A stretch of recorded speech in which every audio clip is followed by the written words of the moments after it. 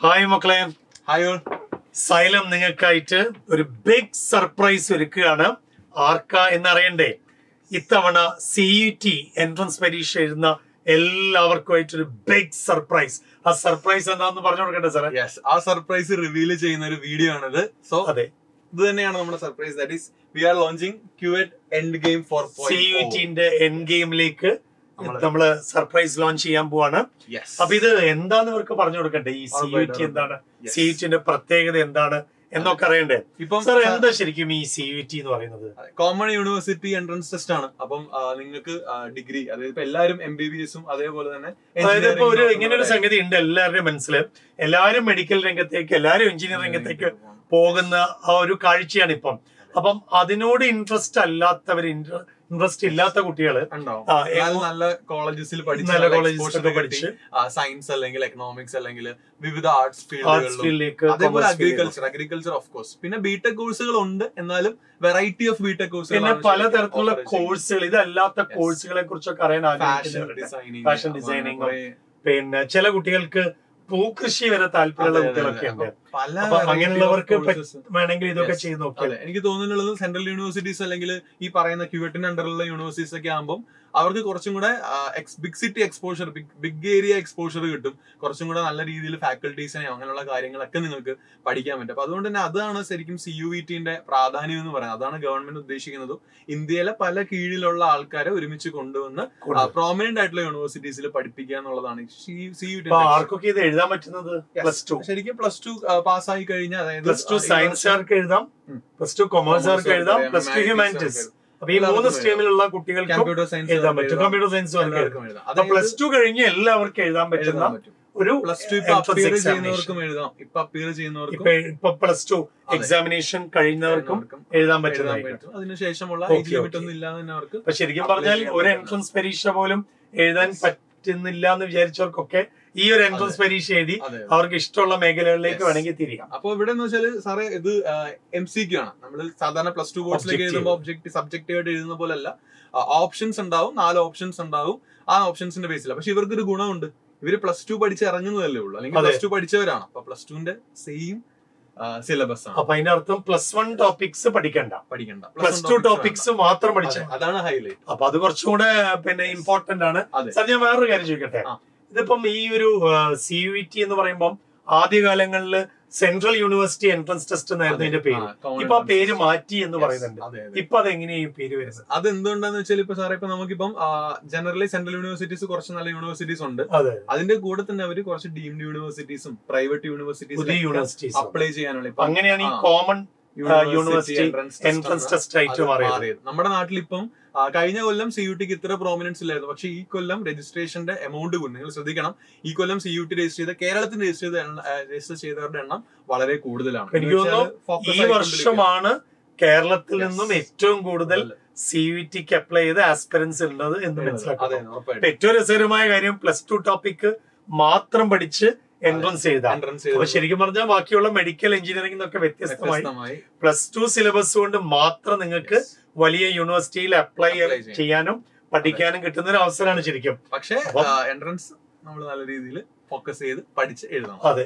യൂണിവേഴ്സിറ്റീസിനെ കുറിച്ച് പറയുകയാണെങ്കിൽ എങ്ങനെയാ വരുന്നത്? സർ, ഒരുപാട് പ്രോമിനന്റ് യൂണിവേഴ്സിറ്റീസ് ഉണ്ട്. ഇപ്പൊ ഈ പറഞ്ഞ പോലെ നേരത്തെ സെൻട്രൽ യൂണിവേഴ്സിറ്റീസ് ഒക്കെ ഉണ്ടെങ്കിലും നമ്മൾ കുറെ കുട്ടികൾ നോക്കുന്ന കുറച്ച് പ്രധാന ഏരിയ. ഇപ്പം ഡൽഹി യൂണിവേഴ്സിറ്റി ഒക്കെ എല്ലാവരുടെയും ഒരു സ്വപ്നമാണ്. IITs, എയിംസ് ഒക്കെ പറയുന്ന പോലെ ഇവർക്ക് നോക്കാവുന്ന ഒരുപാട്, ഇത് മാത്രമല്ല കുറെ യൂണിവേഴ്സിറ്റീസ് ഉണ്ട്. ഇപ്പൊ ഈ കാണുന്ന BHU ആണെങ്കിലും IIRI ഡൽഹി ഉണ്ട് സാർ. അതായത് അഗ്രികൾച്ചർ നല്ല സ്കോപ്പ് ഉള്ള ഒരു ഫീൽഡ് കൂടിയാണ്. അപ്പം അതിലേക്ക് പോകാൻ താല്പര്യമുള്ളവര് IIRI സയൻസ് പഠിച്ച കുട്ടികൾക്കൊക്കെ വളരെ ഇൻട്രസ്റ്റിംഗ് ആണ്.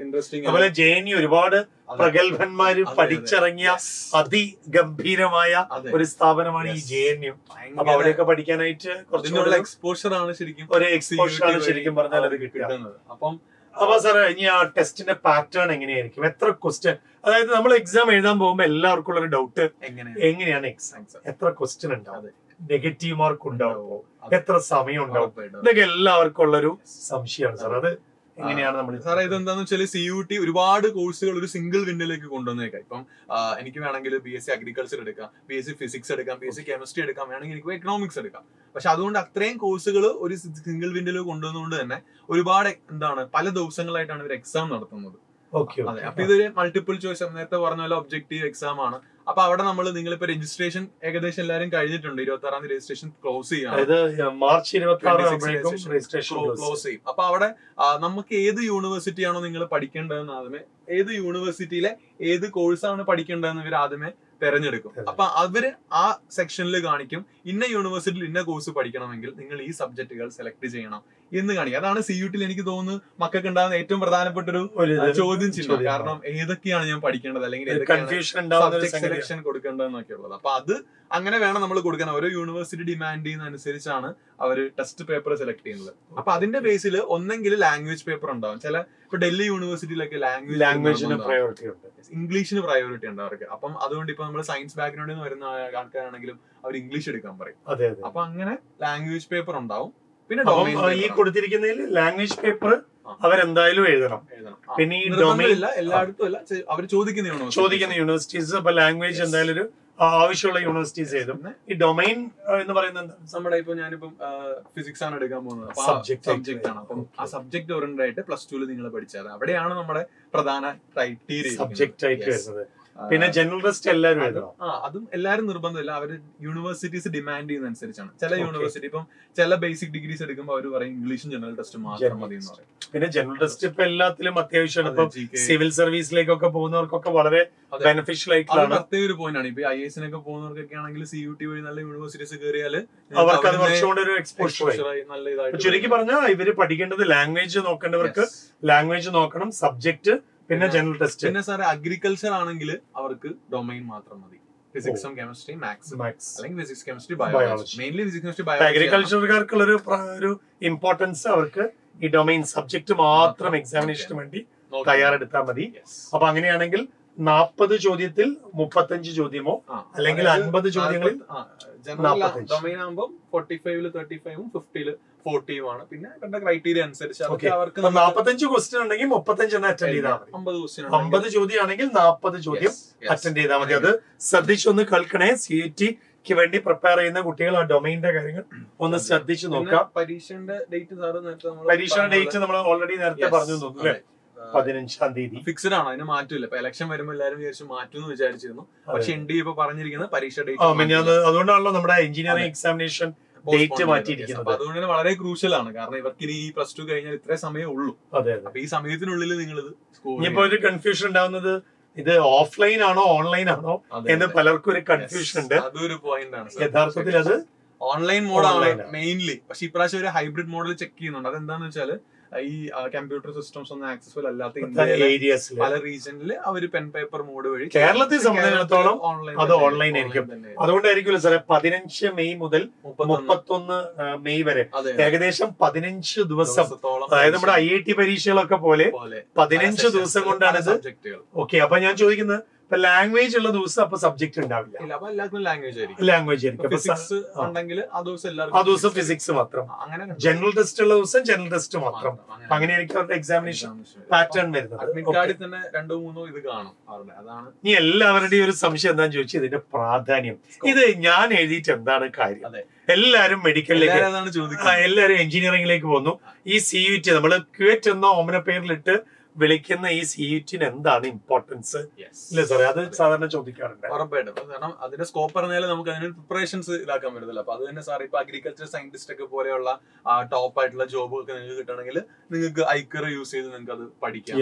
അത് മാത്രമല്ല ഇപ്പൊ ഇന്റഗ്രേറ്റഡ് കോഴ്സുകൾ ഇപ്പൊ യൂണിവേഴ്സിറ്റി ഓഫ് ഹൈദരാബാദും പോണ്ടിച്ചേരി പോലുള്ള യൂണിവേഴ്സിറ്റീസ് ഡിഗ്രി റിസർച്ച് ബേസിൽ പോകാനൊക്കെ ആഗ്രഹിക്കുന്നവർക്ക് നല്ല കിടിലൻ ഫാക്കൽറ്റീസിന്റെ, നമ്മുടെ ഇന്ത്യയുടെ പ്രശസ്തമായ MS സ്വാമിനാഥനെ പോലെയുള്ള ആൾക്കാരെയൊക്കെ സൃഷ്ടിക്കുന്ന യൂണിവേഴ്സിറ്റികളിലേക്ക് ഡയറക്റ്റ് ആയിട്ട് അഡ്മിഷൻ കിട്ടുക എന്നുള്ളതാണ്. പിന്നെ എക്സ്പോഷർ, ഭയങ്കര എക്സ്പോഷർ ആണ്. നിങ്ങൾ ഇവിടുത്തെ ഒരു ബേസിക് ഡിഗ്രി പഠിക്കുന്നതിന്റെ ഇരട്ടിയുടെ എക്സ്പോഷർ ആണ് നിങ്ങൾക്ക് പുറത്ത് പോയി ജാമ്യയും കിട്ടുന്നത്. ശരിക്കും ഇത് നമ്മുടെ നാട്ടിൽ ഒരു 3 വർഷം കൊണ്ട് ഡിഗ്രി പഠിക്കുന്ന കുട്ടികളെക്കാളും വലിയൊരു എക്സ്പോഷർ ആണ് ഈ CUT കടന്നു കഴിഞ്ഞാൽ കിട്ടാവുന്നത്. പക്ഷെ വേറൊരു സംഗതി, എല്ലാവരുടെയും ഒരു സംശയം, നമ്മൾ 3 വർഷമാണോ പഠിക്കാതെ 5 വർഷം ഡിഗ്രിയും പി ജിയും കൂടെ ഒന്നിച്ച് അതെ. എടുക്കുന്നുണ്ടോ എന്നൊക്കെയാണ്. ഇന്റഗ്രേറ്റഡ് ഒക്കെ ആകുമ്പോൾ ഫുൾ ആണ് MS കിട്ടും. അപ്പൊ ഫുൾ 5 years നിങ്ങൾക്ക് കണ്ടിന്യൂസ് ആയിട്ട്. ചുരുക്കി പറഞ്ഞാൽ 3 വർഷം ഡിഗ്രി പഠിക്കുന്നത് മാത്രമല്ല 2 വർഷം പി ജിയും കൂടെ പഠിച്ച ഒരൊറ്റ പാക്കേജ് 5 വർഷം ഡിഗ്രിയും പി ജിയും. ഡിഗ്രിയും പി ജിയും പണ്ടത്തെ ഒരു ട്രെൻഡ് എന്ന് പറഞ്ഞാൽ സംഭവം നമ്മുടെ നാട്ടില് ബേസിക് ആയിട്ട് ഒരു ഡിഗ്രി എടുക്കും, അത് കഴിഞ്ഞ് എന്നിട്ട് പിന്നെ PG ഓപ്ഷൻസ് തപ്പിയാണ് പോവുക. കാരണം PG ചെയ്യേണ്ടി വരും. അപ്പൊ തപ്പി പോകുമ്പോഴാണ് അയ്യോ ഇങ്ങനെയൊക്കെ യൂണിവേഴ്സിറ്റി. ഞാനൊക്കെ എങ്ങനെയായിരുന്നു സാറേ, ഡിഗ്രിക്ക് ആദ്യം ഡിഗ്രിയിലേക്ക് പോയി ചേർന്നു, പിന്നെ പി ജി ഏതിന് എടുക്കണം എന്നുള്ള അന്വേഷണം നടന്നു, പിന്നെ പി ജിക്ക് വേണ്ടി കുറെ വർഷം 2 വർഷം അതിനു വേണ്ടി വിനിയോഗിച്ചു. അപ്പൊ അങ്ങനത്തെ യൂണിവേഴ്സിറ്റീസ് ഉണ്ടെന്ന് അപ്പോഴായിരിക്കും നമ്മൾ ശ്രദ്ധിക്കുക. അപ്പോഴാണ് എല്ലാവരും ഡൽഹി യൂണിവേഴ്സിറ്റി. അപ്പൊ നിങ്ങൾ ശ്രദ്ധിച്ചാൽ മനസ്സിലാവും. കൂടുതലും ഇപ്പൊ മലയാളീസ് ഒക്കെ ആണെങ്കിൽ ഒരു സമയത്തൊക്കെ PG യിലാണ് മലയാളീസ് കൂടുതൽ, UG യിൽ അവിടെ മലയാളീസിന്റെ എണ്ണം വളരെ കുറവായിരുന്നു. പക്ഷെ ഇപ്പൊ നമ്മൾ അതിൽ മാറ്റം വരുന്നുണ്ട് സാർ. പിന്നെ അത് ജസ്റ്റ് ബേസിക് ആണ്. സിലബസ് ഒന്ന് ചെക്ക് ചെയ്യാം. ഇംഗ്ലീഷ് ആണ്. മറ്റേത് നമ്മുടെ ഫിസിക്സ്, കെമിസ്ട്രി, മാത്സ്, ബയോളജി ഒക്കെ നിങ്ങളുടെ NCERT 12ാം ക്ലാസ്സിന്റെ സിലബസ് അനുസരിച്ച് നമ്മളിവിടെ പറയുന്നുണ്ട്. അല്ലാണ്ട് ലാംഗ്വേജ് ഒക്കെ ആണെങ്കിൽ ജനറൽ ഇംഗ്ലീഷ്, നിങ്ങൾ ഇംഗ്ലീഷിൽ ജനറലി പഠിക്കുന്ന കോംപ്രഹെൻസീവ് ടൈപ്പ് പാസേജസും ആപ്റ്റിറ്റ്യൂഡ് ടെസ്റ്റും വൊക്കാബുലറി ചെക്ക് ചെയ്യുന്ന കാര്യങ്ങളൊക്കെ ആയിരിക്കും. GK ആണെങ്കിൽ സ്റ്റാറ്റിക് GK, കറന്റ് അഫയേഴ്സ്, പിന്നെ നമ്മള് ന്യൂമറിക്കൽ എബിലിറ്റി ബ്ലഡ് റിലേഷൻസ് ഒക്കെ വെച്ചിട്ട് ചോദിക്കുന്ന ചോദ്യങ്ങൾ, അങ്ങനെയുള്ള ചോദ്യങ്ങൾ. ബോക്സ് അങ്ങനത്തെ കുറെ സാധനങ്ങൾ കോച്ചിങ് ഉണ്ട്. ശരിക്കും അതിന്റെയൊക്കെ കോച്ചിങ് നമുക്ക് ഇവിടെ ശരിക്കും വേണമെങ്കിൽ ഒരു കോച്ചിങ് അത്യാവശ്യം അറ്റൻഡ് ചെയ്ത് കഴിഞ്ഞാൽ നല്ല യൂണിവേഴ്സിറ്റിയിലേക്ക് അഡ്മിഷൻ കിട്ടും എന്നുള്ളത് ഏകദേശം ഉറപ്പാണ്. അങ്ങനെയാണെങ്കിൽ ഇതിന്റെ ഏതൊക്കെ കോഴ്സുകളാണെന്നും കൂടി ഒന്ന് പറഞ്ഞിരിക്കുന്നത്. അതെന്ന് വെച്ചാല് ക്യൂറ്റിൽ ഏറ്റവും പ്രധാനപ്പെട്ട അഡീഷൻ ആണ് ഐക്കർ എന്ന് പറയുന്നത്. അപ്പം ഐക്കറിലേക്ക് വരുമ്പോൾ sir actually is A botanist. അപ്പം സാറിന് തന്നെ പറയാൻ പറ്റുന്നതാണ് BSc അഗ്രികൾച്ചർ മുതൽ BTech ബയോടെക്നോളജി എല്ലാവർക്കും ആഗ്രഹം. ഇപ്പൊ സയൻസ് പഠിച്ച കുട്ടികളുടെ ഏറ്റവും വലിയൊരു സ്വപ്നമാണ് ഈ ബയോടെക്നോളജി. അതേപോലെ തന്നെ ഫുഡ് ടെക്നോളജി, ഡയറി ടെക്നോളജി. ഇതിന്റെയൊക്കെ സ്കോപ്പ് അനന്തമാണ്. ഇന്ത്യയിൽ മാത്രമല്ല പുറത്തും വൻ സാധ്യതകളാണ്. സ്വിറ്റ്സർലാൻഡിലൊക്കെ ശരിക്കും പറഞ്ഞാൽ ഈ ഡയറി ടെക്നോളജി, കാരണം ലോകത്തെ ഏറ്റവും കൂടുതൽ പാൽ ഉൽപ്പാദിപ്പിക്കുന്ന രാജ്യമാണ് സ്വിറ്റ്സർലാൻഡ്. അപ്പൊ അവിടെയൊക്കെ ഫുഡ് ടെക്നോളജിക്ക് നമ്മൾ കഴിഞ്ഞ് അവിടെയൊക്കെ ആൾക്കാർ ഒരുപാട് സ്കാസിറ്റി ഉണ്ട്. അപ്പൊ വേണമെങ്കിൽ നമുക്ക് പുറത്തേക്ക് പോകാൻ ഏറ്റവും ഉപകാരപ്രദമായിട്ടുള്ള ഒരു സംഗതിയാണ് ഫോറസ്ട്രി, അതേപോലെ തന്നെ ഫിഷറീസ് ഒക്കെ വലിയ താല്പര്യമുള്ള കുട്ടികളൊക്കെ ഉണ്ടാവും അതിലേക്ക്. ഓക്കെ, അപ്പൊ അതൊക്കെ അതിന്റെ ഒരു ഇമ്പോർട്ടൻസ് ആണ്. പിന്നെ നമ്മൾ ഓൾറെഡി പറഞ്ഞ സ്കീം ഓഫ് എക്സാമിനേഷൻ അങ്ങനെയാണ്. ഇനിയാണ് നമ്മുടെ നമ്മൾ അറിയേണ്ടത് എങ്ങനെ CUT നമ്മൾ നേടിയെടുക്കും എന്നുള്ളതാണ് അറിയേണ്ടത്. ഇത്രയും കേട്ടോണ്ടിരുന്നത് നിങ്ങൾക്ക് എന്തായാലും തോന്നി കാണും ഇത് എങ്ങനെയാണ് പഠിക്കുക, അല്ലെങ്കിൽ ഇതിന്റെ അപ്രോച്ച് എങ്ങനെയാണ്, ഇതിനുള്ള കോഴ്സുകൾ ഉണ്ടാവും, അങ്ങനെയുള്ള കാര്യങ്ങളൊക്കെ ഉണ്ടാവും. കാരണം ഉറപ്പായിട്ടും നല്ല സെൻട്രൽ യൂണിവേഴ്സിറ്റി കയറാനായിരിക്കുമല്ലോ, അല്ലെങ്കിൽ നല്ല യൂണിവേഴ്സിറ്റി കയറാന്നുള്ളതാണ് ഏറ്റവും പ്രധാനപ്പെട്ടത്. അപ്പം ഇതെങ്ങനെ പഠിക്കാം എന്നാണ് ശരിക്കും. ഞാനാണ് സ്റ്റുഡന്റ് എങ്കിൽ എന്റെ ഏറ്റവും വലിയൊരു സംശയം, ഞാൻ ഇത് എങ്ങനെ പഠിക്കണം, ഏത് രീതിയിൽ പഠിക്കണം. ഇപ്പൊ +2 എക്സാമിനേഷൻ കഴിഞ്ഞു നിൽക്കാണ്. ഇപ്പൊ CUT എൻട്രൻസിന് വേണ്ടിയിട്ട് എങ്ങനെ ഞാൻ തയ്യാറെടുക്കാം എന്നുള്ളതാണ്. അപ്പൊ അത് എങ്ങനെയാണ്, അതിനാണ് സൈലം നിങ്ങളുടെ കൂടെ ഉണ്ട് എന്ന് ഓർമ്മപ്പെടുത്താൻ വേണ്ടിയിട്ടാണ് ഞങ്ങള് നിങ്ങളുടെ മുമ്പിലേക്ക് വന്നിരിക്കുന്നത്. അപ്പൊ നമ്മളിപ്പോ എൻ ഗെയിം പ്രോഗ്രാം നീറ്റിനും ജെയ്ക്കൊക്കെ നടത്തുന്നത്. അപ്പൊ ആ എൻ ഗെയിം വഴി അതിന്റെ ഒരു ഇതായിട്ട് സാറിന് എന്താ തോന്നുന്നത്? അതായത് എത്രയും എഫക്റ്റീവ് ആകുമോ ആ ഒരു സംഭവം? അതായത് അവരാ പഠിച്ച +2 വേണ്ടി പരീക്ഷയ്ക്ക് വേണ്ടി അവർ പഠിച്ചിരിക്കല്ലേ. അപ്പൊ ശരിക്കും അവരുടെ കയ്യിൽ ഈ സാധനം മുഴുവൻ ഉണ്ട്. അപ്പൊ അതൊന്നും കൂടി ഒന്ന് ബ്രഷ് അപ്പ് ചെയ്ത് കൊടുത്താൽ അത് കിട്ടാനുള്ള സാധ്യത വളരെ കൂടുതലാണ്. കണ്ടന്റ് തന്നെയാണ് നമ്മൾ ക്ലാസ് എടുക്കുമ്പോഴൊക്കെ നമ്മൾ കണ്ടന്റ് ഓറിയന്റഡ് ആയിട്ട് ഒന്നും കൂടി ഒന്ന് കേൾക്കുമ്പോൾ അവർക്ക് കുറച്ചുകൂടി ഒന്ന് എഫക്റ്റീവ് ആവുന്ന ഞാൻ വിചാരിക്കുന്നു. സിലബസ് ആണ് ഒരു പ്രതിസന്ധി ഉണ്ടാക്കുമോ എന്നാണ്. നിലവിലെ CUTന്റെ സൈറ്റിൽ അപ്ഡേറ്റ് ചെയ്ത പ്രകാരം സയൻസ് എടുക്കുന്നവർക്കും പ്രധാനമായിട്ടും സയൻസ് എടുക്കുന്നവർക്ക് ചെറിയൊരു തിരിച്ചടി സിലബസിലൂടെ വന്നിട്ടുണ്ട്. അതായത് സംശയം ഇതാണ്, ഡിലീറ്റ് ചെയ്ത പാഠഭാഗങ്ങളെല്ലാം ഉണ്ടാവുമോ എന്നുള്ളൊരു സംശയം എല്ലാവർക്കും ഉണ്ട്. നമുക്ക് ആ സിലബസിലേക്ക് ഒന്ന് നോക്കിക്കളയാം. ഇപ്പൊ കെമിസ്ട്രിയുടെ സിലബസ് ശരിക്കും നിങ്ങൾക്ക് ഇത്രയും ചാപ്റ്റേഴ്സ് ഇല്ലായിരുന്നു. അതാണ് അവിടെ ഒരു ട്വിസ്റ്റ് വന്നത്. കാരണം ഇപ്പൊ നിലവിലുള്ള സിലബസ് ഇവരൊന്നും മാറ്റാൻ സാധ്യതയുണ്ടോ എന്നുള്ളത് അറിയില്ല. ഇപ്പൊ നിലവിൽ CUTന്റെ വെബ്സൈറ്റിലെ പ്രകാരം കൊടുത്തിരിക്കുന്ന കെമിസ്ട്രിയിൽ ഇപ്പൊ P ബ്ലോക്ക് അവർക്ക് +2 പഠിക്കാനില്ല ശരിക്കും. അതേപോലെ തന്നെ കളഞ്ഞ സാധനമാണ്. കെമിസ്ട്രി എവറിഡേ ലൈഫും ഇതൊക്കെ ഒഴിവാക്കിയതാണ്. അതുകൊണ്ട് ഉണ്ടാവുന്ന ഒരു ചെറിയ അതിലാണ് പ്രധാനപ്പെട്ട ഒരു കൺഫ്യൂഷൻ. ഇപ്പൊ ഈ മെറ്റലർജി പ്രിൻസിപ്പിൾസ് ഒക്കെ അല്ലേ ശരിക്കും അതൊന്ന് പഠിച്ചെടുക്കാൻ. അപ്പൊ ശരിക്കും അവർക്ക് കോച്ചിങ് കൊണ്ട് ഗുണമുണ്ടാവും. കാരണം ഇതൊക്കെ നമ്മൾ ഒന്നും കൂടി ഒന്ന് എടുത്തു തരും എന്നുള്ളതാണ്.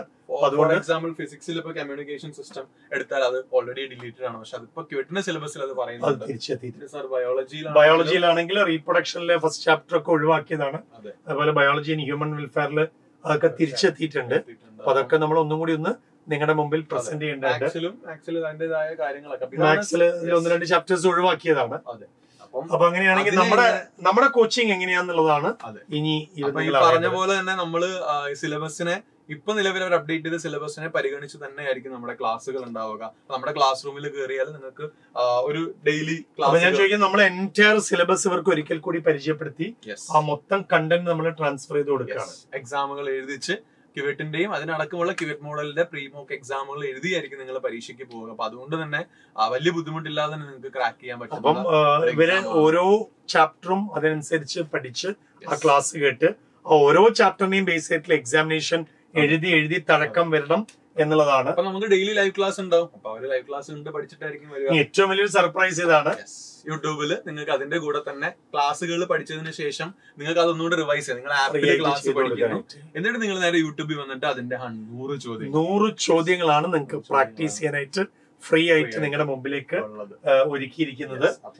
ഇനി ഇതിന്റെ മെറ്റീരിയൽ കോസ്റ്റ് ആണ്. മെറ്റീരിയൽ കോസ്റ്റ് ഒക്കെ വളരെ കുറവാണ്. അതായത് ഇപ്പൊ നിങ്ങളിപ്പം നമുക്കിപ്പം ഇവർക്ക് ഉണ്ടെങ്കിൽ ചിലപ്പം ഈ സയൻസ് അല്ലാത്ത സ്റ്റുഡൻസിന് നിങ്ങൾക്ക് ലാംഗ്വേജ് ഇതുണ്ടായിരുന്നു. ശരിക്കും സയൻസ് അല്ലാതെ നിങ്ങൾ ജസ്റ്റ് അല്ലാത്ത ഫീൽഡ് നോക്കുന്നവർക്ക് ഉറപ്പായിട്ടും നമുക്ക് ഇവിടെ നമ്മുടെ ഓഫർ ഉണ്ട്. That is general plus English ആണ് നിങ്ങൾ നോക്കുന്നതെങ്കിൽ നിങ്ങൾക്ക് ആ കോംബോ എടുക്കാം. അതേസമയം നിങ്ങൾക്ക് PCMB മാത്രം മതി. ഫോർ എക്സാമ്പിൾ ഐക്കർ ഒക്കെ നോക്കുന്നവർക്കാണെങ്കിൽ ഈ PCMB മാത്രം യൂസ് ചെയ്താൽ മതി. അത് എടുക്കാം. ഇനി ഡൽഹി യൂണിവേഴ്സിറ്റി ഒക്കെ നോക്കുന്നവർക്കാണെങ്കിൽ ഇംഗ്ലീഷും വേണ്ടി വരും, സയൻസ് ഫീൽഡും വേണ്ടി വരും. അങ്ങനെയാണ് അവർക്ക് കമ്പൈൻ ചെയ്യുന്നതിനും കോംബോ എടുക്കാം. വിത്ത് മെറ്റീരിയൽസ് ആണ്. അപ്പൊ നിങ്ങൾക്ക് ഫിസിക്കലി ചെയ്ത് പഠിക്കാനുള്ള മെറ്റീരിയൽസ് അടക്കം അവരുടെ ഒരു രീതിക്ക് അനുസരിച്ച് അവർക്ക് ഈ പാക്കേജ് വേണമെങ്കിൽ ചൂസ് ചെയ്യാവുന്നതാണ്. അപ്പൊ അതുകൊണ്ട് തന്നെ ശ്രദ്ധിക്കുക, ഈ സിലബസ് മാറിയ ഒരു സമയത്ത് നമുക്ക് എങ്ങനെയായാലും നിങ്ങൾക്ക് മാക്സിമം അതിനെ യൂട്ടിലൈസ് ചെയ്യുന്ന ഒരു കോഴ്സ് തന്നെ എവിടെ കിട്ടും എന്നുള്ളതിനെ കുറിച്ച്. അതെ, അതിപ്പോ നമുക്ക് ആപ്പിൽ അവൈലബിൾ ആണ്. നിങ്ങൾ സൈലം സ്റ്റോർ എടുത്താൽ സൈലം സ്റ്റോർ വഴി നിങ്ങൾക്ക് മെറ്റീരിയൽസ് പർച്ചേസ് ചെയ്യാവുന്നതാണ്. അപ്പൊ നമ്മളെ എല്ലാ രീതിയിലും സെറ്റ് ആണ്. നിങ്ങൾ റെഡി ആവുക. നിങ്ങള് നമ്മുടെ കൂടെ നിന്ന് തന്നാ മതി, ബാക്കി നമ്മള് നിങ്ങളെ റെഡിയാക്കി എടുക്കും. അപ്പൊ മക്കളെ, ഇനി നമ്മള് മെയിൻ കാര്യത്തിലേക്ക് കിടക്കാം. എന്നാണ് നമ്മള് CUT പ്രിപ്പറേഷന് വേണ്ടിയിട്ടുള്ള എൻഡ് ഗെയിം നമ്മൾ തുടങ്ങുന്നത് എന്നാണ്. അപ്പൊ അതിലേക്ക് നിങ്ങളെ ഇൻവൈറ്റ് ചെയ്യാണ്. നമ്മൾ എന്നാ സാറ് നമ്മൾ സ്റ്റാർട്ട് ചെയ്യാം? 25th, അതായത് വളരെ അടുത്താണ്. 25th of March, അതായത് ഇനി വരുന്ന തിങ്കളാഴ്ച മാർച്ച് 25-ാം തീയതി Monday CUT end game programme നമ്മൾ ഓൺലൈനായിട്ട് സ്റ്റാർട്ട് ചെയ്യാണ്. അപ്പൊ നിങ്ങൾ ഞങ്ങളുടെ കൂടെ ഉണ്ടാവണം, ഞങ്ങളെ ചേർത്ത് പിടിക്കാനായിട്ട്, നിങ്ങളെയും ചേർത്ത് പിടിക്കാനായിട്ട്. കഴിഞ്ഞ കൊല്ലത്തെ CUT റിസൾട്ട് വെച്ചിട്ട് ഇപ്പം ഡൽഹി യൂണിവേഴ്സിറ്റീസിലും പോണ്ടിച്ചേരിയിലും അങ്ങനെ ഐക്കർ വഴി ചെയ്യുന്നവർക്ക് ഒരുപാട് കുട്ടികളുണ്ട്. അപ്പൊ അതേപോലെ അവരുടെയൊക്കെ ജൂനിയേഴ്സ് ആയിട്ട് നിങ്ങൾ ഇവിടുന്ന് പോകണം. അത് തന്നെയാണ്. അവിടെ ചെന്ന ശേഷം നിങ്ങൾ അവരോട് പറയണം, ഞങ്ങളും ഇവിടെ എത്തിയിട്ടുണ്ട് എന്നൊരു ഇൻഫർമേഷൻ അവർക്ക് കൊടുക്കണം. പിന്നെ അപ്ഡേറ്റ്സ് കിട്ടാൻ നിങ്ങൾക്ക് നമ്മുടെ വാട്സ്ആപ്പ് കമ്മ്യൂണിറ്റി ഉണ്ട്. വാട്സ്ആപ്പ് ചാനലിൽ ക്യൂറ്റിന്റെ ഡീറ്റെയിൽസ് ആയിട്ടുള്ള എല്ലാ അപ്ഡേറ്റ്സ് നിങ്ങൾക്ക് അവൈലബിൾ ആണ്. അപ്പൊ അതുവഴി നിങ്ങൾക്ക് അപ്ഡേറ്റ്സ് ഒക്കെ എടുക്കാവുന്നതാണ്. ജോയിൻ കൂടുതൽ ഇനി നമ്മുടെ അടുത്തേക്ക് വരിക എന്നുള്ളതാണ്. ഇനി നമ്മൾ ഓരോ ചാപ്റ്ററിന്റെ ഡീറ്റെയിൽസ് അല്ലെങ്കിൽ ക്ലാസിന്റെ കൂടെ നമ്മൾ ഓരോ അപ്ഡേറ്റുകൾ പറയും. ക്യൂറ്റ് എങ്ങനെ നിങ്ങൾ തയ്യാറെടുക്കണം, ഏത് രീതിയിൽ പഠിക്കണം, എങ്ങനെ അത് അറ്റൻഡ് ചെയ്യണം. അപ്പൊ അതിന്റെ കാര്യങ്ങളൊക്കെ നമ്മൾ ക്ലാസ്സിൽ നിന്ന് നിങ്ങൾക്ക് ഓരോ ദിവസമായിട്ട് കിട്ടും. അപ്പൊ നമ്മൾ എല്ലാവരെയും ഇൻവൈറ്റ് ചെയ്യാണ്. +2 കഴിഞ്ഞ എല്ലാവരെയും നമുക്ക് ഒന്നിച്ചൊന്ന് പിടിച്ചു നോക്കാം. അതായത് മലയാളീസ് മലയാളീസ് നമ്മള് ഇന്ത്യയിലെ ഏറ്റവും മികച്ച യൂണിവേഴ്സിറ്റീസിലേക്ക് നമ്മൾ പോണം. നമ്മുടെ ഒരു പ്രസൻസ് എല്ലാ യൂണിവേഴ്സിറ്റിയിലും ഉണ്ടാവണം. സാർ, ഇങ്ങനെ ഒരു സംഗതി കൂടി ഉണ്ട്. എൻട്രൻസ് ആക്കിയ ശേഷം മലയാളികൾക്ക് കിട്ടുന്നില്ല എന്നുള്ള ഒരു വിവാദപരമായ ഒരു സംഗതി. ശരിക്കും ഇത് നോർത്ത് ഇന്ത്യൻസ് കൊണ്ടുവന്നാണ്, നമ്മളല്ല ശരിക്കും. പക്ഷെ മലയാളീസ് നന്നായി ഫൈറ്റ് ചെയ്യുന്നുണ്ട്. എല്ലാ യൂണിവേഴ്സിറ്റീസിലും നമ്മള് കയറുന്നുണ്ട്, നമ്മൾ എസ്റ്റാബ്ലിഷ് ചെയ്യുന്നുണ്ട്. ശരിക്കും ഒന്ന് വിചാരിച്ചാൽ ഉറപ്പായിട്ടും എന്തായാലും കിട്ടും. അപ്പം കാണാം സൈലത്തിന്റെ എൻഡ് ഗെയിം പ്രോഗ്രാമിലേക്ക്. Once again we are waiting for you, so all the best.